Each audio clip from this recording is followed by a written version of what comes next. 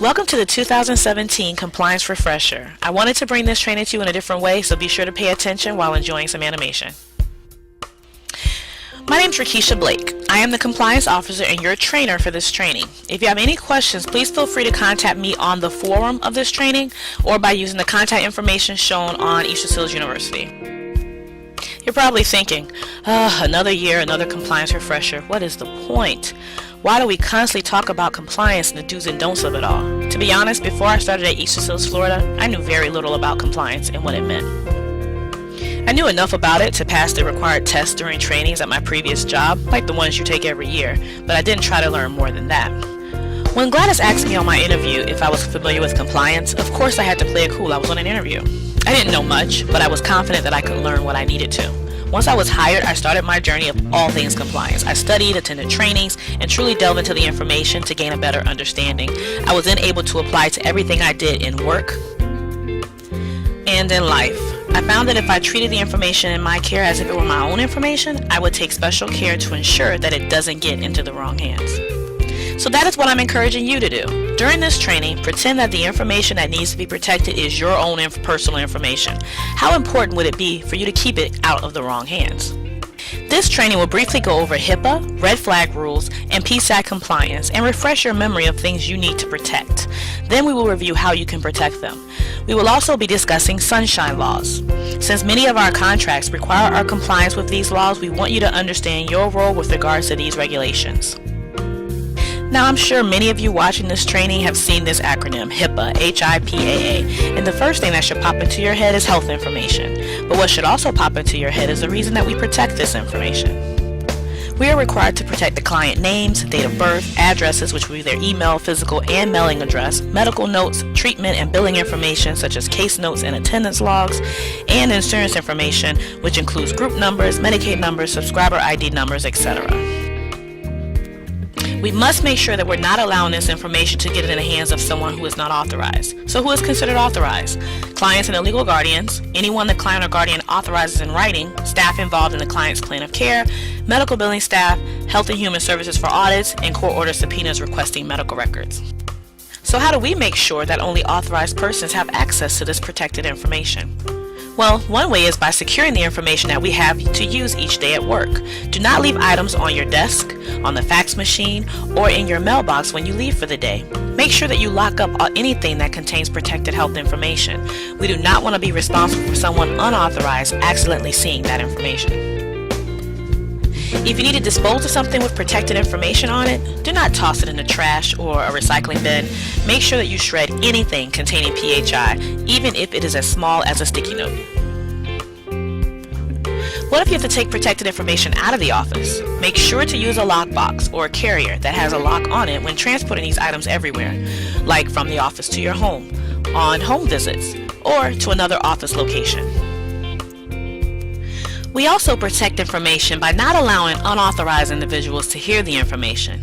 So don't speak in public areas where unauthorized persons can overhear what you are saying. If you want to share good news about a client, don't share any identifying information like their name or their diagnosis when telling someone unauthorized or if you are in a public area. And only discuss a client situation with staff that are a part of the client's plan of care.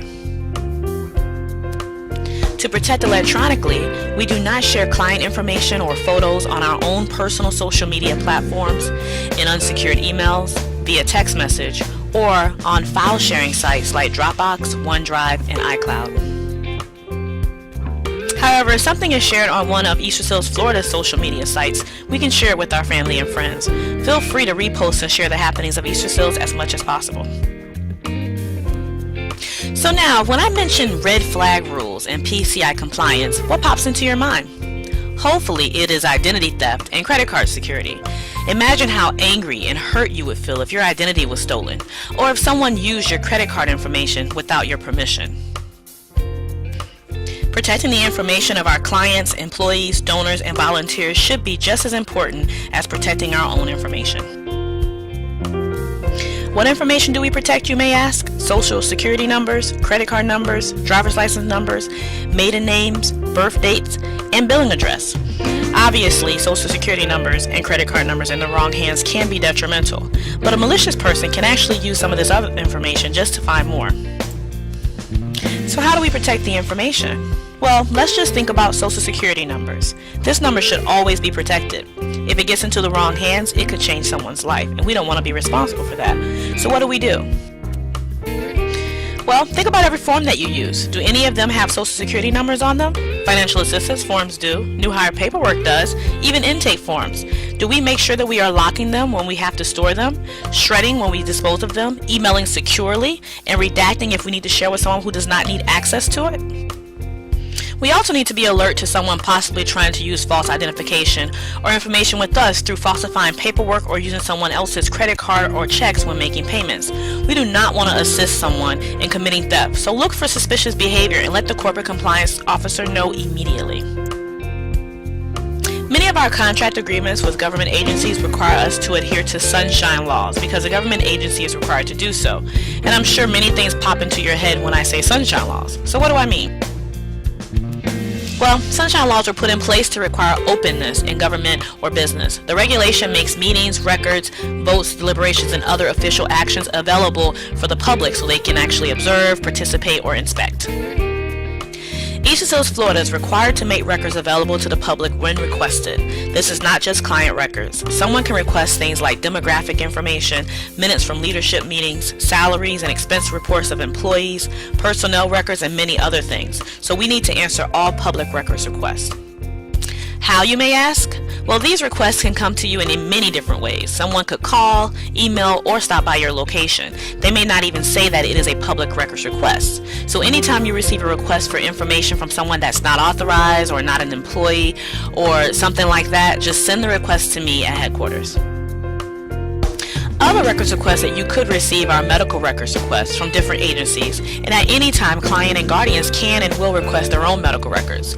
You would handle both of these the same way you do public records. Accept it and send it to me at headquarters.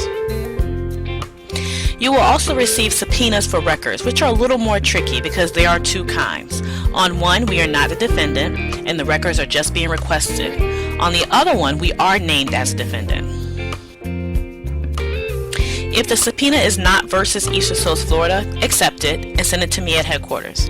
But if we are listed as a defendant, then do not accept the subpoena. It must be delivered to our registered agent. I know that was a lot of information for records requests, so to summarize, if it's for public records, medical records, or a client or guardian requesting their own records, send it to headquarters. Now, if it is a subpoena and we are not listed as a defendant, accept it and send it to headquarters. But if we are listed as a defendant, do not accept it. Please direct them to the registered agent. I know what you're thinking. We have so many regulations to follow. Today we covered HIPAA, red flag rules, PSAC compliance, and sunshine laws. But let's be superheroes and protect the medical and financial information that we have been entrusted with for the safeguard of our clients, donors, volunteers, and employees. And remember, just treat the information as if it were your own. Thank you so much for attending this training today. I hope you've received the information needed to remain compliant with East Sills, Florida. To receive credit, please move on to the next exercise in East Sills University and contact me if you have any questions. Goodbye.